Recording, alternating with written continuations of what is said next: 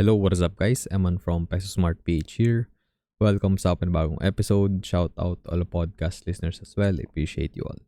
Today, pakita ko sa inyo kung paano bumili ng stock or mag-place ng buy order or sell order sa BPI Trade.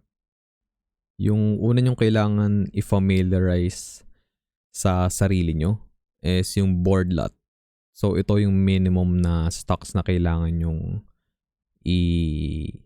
bilhin or ibenta. So, kita nyo dito yung minimum price and maximum price ng mga stocks. So, usually, sa experience ko, wala pa naman ako na bibili na kailangan nitong 100,000 na board lot. Kasi mga penny stocks to. Or yung may minimum na board lot na 1 million. So, sa experience ko, ang nabili ko pa lang minimum 10,000, 1,110, and 5. So, yung mga 5, kalimitan dito above 1K since yun yung minimum price.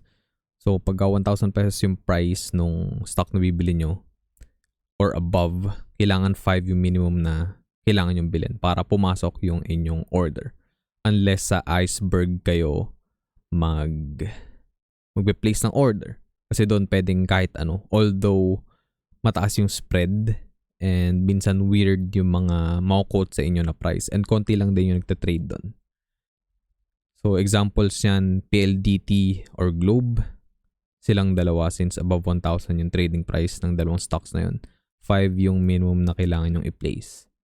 And then kapag sa 10 naman, kapag ka 50 up until 999.5 pesos, 10 yung minimum. And then 100, around 5 pesos to 49.95 na stock price, 100 yung kailangan yung bilhin. Minimum. And then sa 1,000, 50 centavos to 4.99. And then sa 10,000 naman, around 5 centavos to 49.5 centavos. So punta na tayo ngayon sa BPI Trade para makita nyo kung paano mag-place ng buy or sell order. So dito sa BPI Trade, punta lang kayo sa quotes. Dito lang yun, 4th tab dito sa BPI Trade. And then i-indicate nyo dito yung stock code ng stock na gusto nyong bilhin. So for example, let's say Globe. So GLO yung stock code ng Globe. Click nyo lang yung go. And dito, makita nyo na yung last traded price, 1728.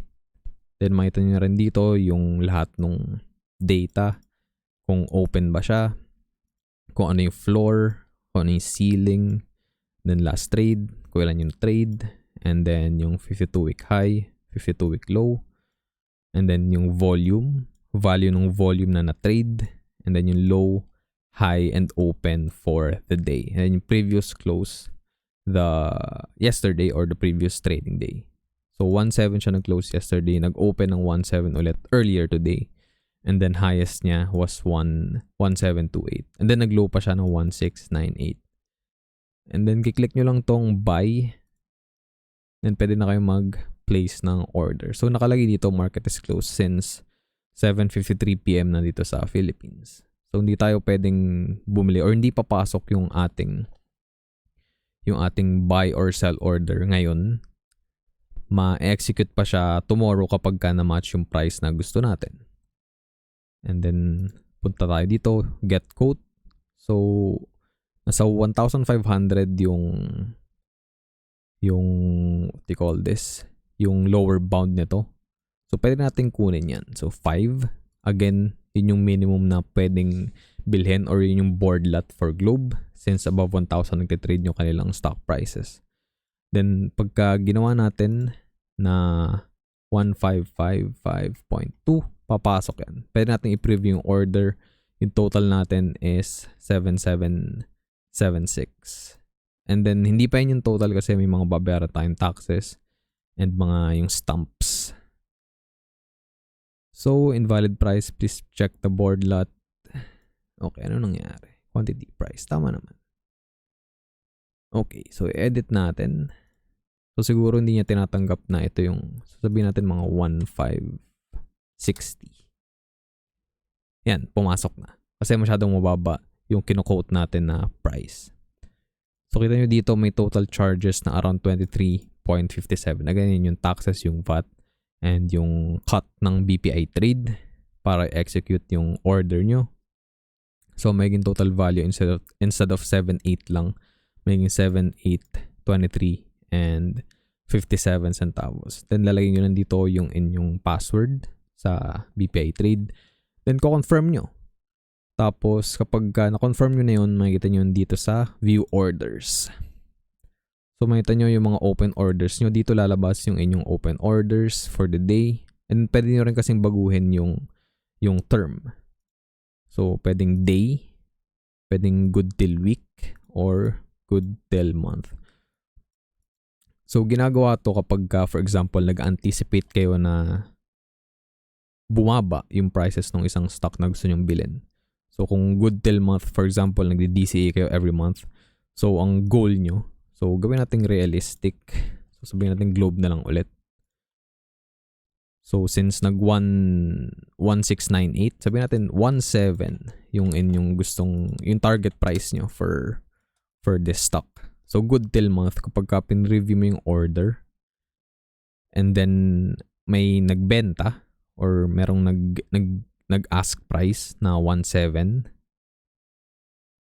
imamatch yan ng BPI Trade, and then mabibili nyo yung 5 stocks ng Globe. And open itong order na to for 1 month. Then kapag good till week naman, for 1 week, goods yung inyong order, yung buy order. Then same thing sa sell. So kalimitan ginagamit to, sabihin natin good. So good till week kapag for example meron kayong stop loss, something like that. So ganito nag-work yun. Kasi kung ginawa yung good till day lang, then the following day kapag for example hindi na trigger yung cut loss nyo, and then bumaba dun, hindi mo bebenta yung stock nyo or hindi mo trigger yung stop loss nyo kapag hindi nyo hinabaan yung term. So pagka magde-day trade kayo, hindi rin ideal yung BPI Trade actually for day trading in my opinion. Kasi yung tools na nandito is hindi siya kumbaga designed for actual day trading. Mas okay na gamitin to if you're a long-term investor. And kapag bibili lang kayo and then igagarahin nyo lang yung inyong capital sa mga stocks na binibili nyo. So again, punta lang kayo sa view orders, makita nyo yung mga open orders nyo. And then makita nyo dito yung mga na-match na. For example, for the day, pag may nag-match dun sa inyong buy or sell order. And then kapag nag-cancel naman kayo, eto, pupunta dito. Then yung rejected, hindi ko po ito na-experience before na ma-reject yung order ko. Since usually naman, yung mga binibili ko or binibenta ko,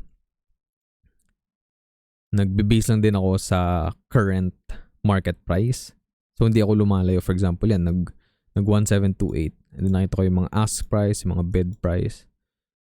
So hindi ako lumalayo dyan para mabilis yung transaction.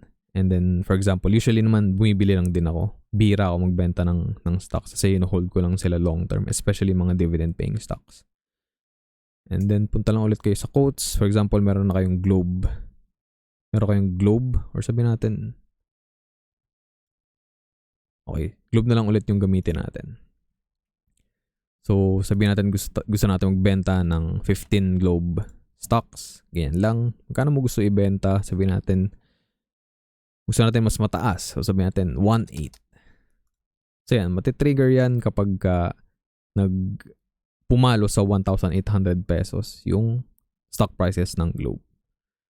So pwede mong gawing good till week or good till month kung gusto mo talagang mag-take profits sa iyong Globe stocks. Pipreview mo lang yung order. Then yan, makikita nyo may total charges. So mas mataas kapag nagbenta kayo since matataksa na yan and lahat ng fees again ng BPI Trade. So yung 27,000 yung magiging 26,758 and 35 centavos after all the charges. So bayad na yung taxes dun. So hindi nyo na kailangang kumbaga i-separate pa or i-file yun separately with the BIR. And then yung sinasabi ko naman sa inyo kanina, hindi pala iceberg, odd lot pala yun. So for example, may putal kayo na nabili before kasi nag-odd lot din kayo sa Globe or na-awardan kayo ng stock dividend na hindi nyo mabenta normally dito sa usual na sinusunod na board lot. Pwede nyo gamitin yung odd lot. Although ngayon hindi siya ma-click since hindi naman open yung market. So makapag-place kayo ng order sa odd lot kapag open yung market. So you can try it out kapag may BPI Trade account kayo and you can check it out there. Makikita nyo yung mga quotes. Again, medyo weird. Malaki yung spread and medyo malayo din minsan yung prices. For example, kung bibili kayo ng Globe, minsan mas mahal or minsan naman mas mababa, especially kapag magsisell naman kayo.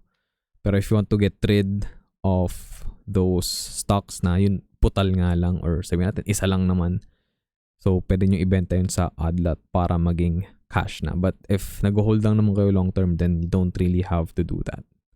So bigyan pa tayo na isa pang example. Sabihin natin, actually ito pwede rin gawin nyo. Meron kayong watch list, sabihin natin SEC.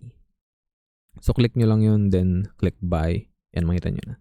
Then always don't forget to click get quote para makita nyo yung actual prices currently, para hindi kayo mag-overpay for example kapag bibili kayo or like mag-place kayo ng sell order na sobrang baba sa current market price. So you always have to review that. So yung SEC 100 yung kailangan natin dito. So sabihin natin na 3180. Ayan. Oh, 100 nga ba? Yeah, pwedeng 100 lang yung bilhin sa SEC. So tama yung board lot natin. Although yung advice ko is to reach around 7,000 to 8,000 para sulit yung charges. Kasi yun yung parang sweet spot dito sa charges. Kasi at least 20 pesos yung charge sa inyo every buy order. So para masulit nyo yung fees na babayaran nyo, mas okay na mas malaki yung capital na i-deploy nyo kapag bibili kayo ng stocks. Although syempre kung ito lang naman yung budget nyo, then hindi nyo kailangan kumbaga ipunin or kunin yung sweet spot na 7K or 8K.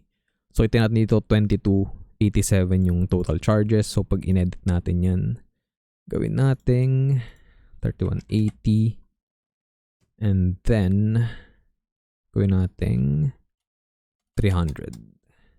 Sabihin 200. Sige, sabihin natin yung 300. So 9540. Preview order natin yun. Kita nyo, 28 lang yung fee compared to around 22, 23 pesos kanina. Then i-edit ulit natin. 3180. Gawin natin 200. Preview order 23.35 yung fee. So again, sulitin nyo para hindi magdoble-doble. Kasi for example, kung ito, 2 beses yung binili yung 100 na SEC. So, mangyayari niyan, 2 beses kayo magbabayad ng 22-ish pesos instead of like just paying 23 pesos one time. So, yun, isang tip din yun para kumbaga makatipid kayo ng konti dun sa mga fees. Kasi, although hindi naman siya ganun kalaki, like in comparison, yung percentage sa bibili nyo na stock, it still adds up. Especially kapag for example, bumibili ka. So, sabihin natin, once a month ka bumibili ng stock. So around 260 pesos yun per year or even more kapag nagbayad kayo ng around 20 pesos every single buy trade nyo or buy order. So mas sulit nyo yung fees kapag mas malaki na yung i-deploy nyo na capital. Again, yung sweet spot is around 7,000 to 8,000 pesos. That's gonna be it for this video, guys. Sana may natutunan kayo. Thanks again for watching and listening. I'll see you all in the next one. Always remember, be Peso smart.